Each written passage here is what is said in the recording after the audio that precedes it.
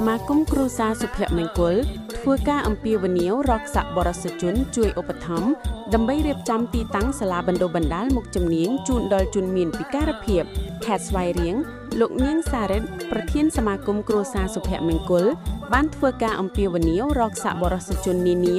ទាំងក្នុងនិងក្រៅស្រុកដើម្បីជួយគាំទ្រនិងឧបត្ថម្ភដល់សមាគមរបស់លោកដែលបច្ចុប្បន្នមានការខ្វះខាតយ៉ាងខ្លាំងក្នុងការបង្កើតសាលាអប់រំពិសេសសម្រាប់កុមារពិការភ្នែកគោប្លង់និងអូទីសឹម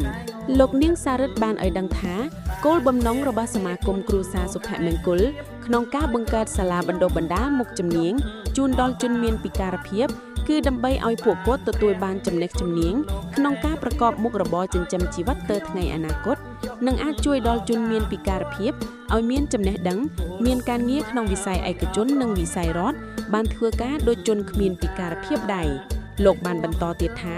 ដោយបច្ចុប្បន្នសមាគមគ្រួសារសុភមង្គលក្នុងខេត្តស្វាយរៀងមានជនពិការភាពរៀននិងស្នាក់នៅ40នាក់និងមានសភាពតូចចង្អៀតហើយមានជនពិការជាច្រើនទៀតដែលកំពុងត្រូវការសាលារៀនលោកក៏បានសម្រេចចិត្តរកទិញដីមួយកន្លែងទំហំកន្លះហិកតាដើម្បីបង្កើតនៅសាលាបណ្ដុះបណ្ដាលមុខជំនាញ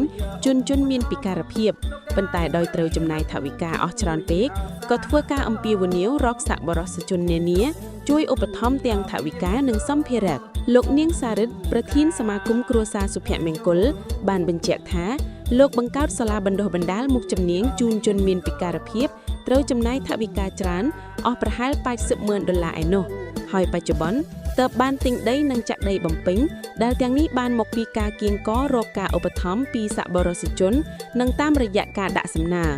ហើយក្រោយពីសាលាបណ្ដុះបណ្ដាលមុខជំនាញជូនជនមានពិការភាពបានកសាងហើយរួចរាល់នោះលោកនឹងដាក់សាលានេះជាសម្បត្តិរដ្ឋទុកសម្រាប់ជនពិការចំនួនក្រោយ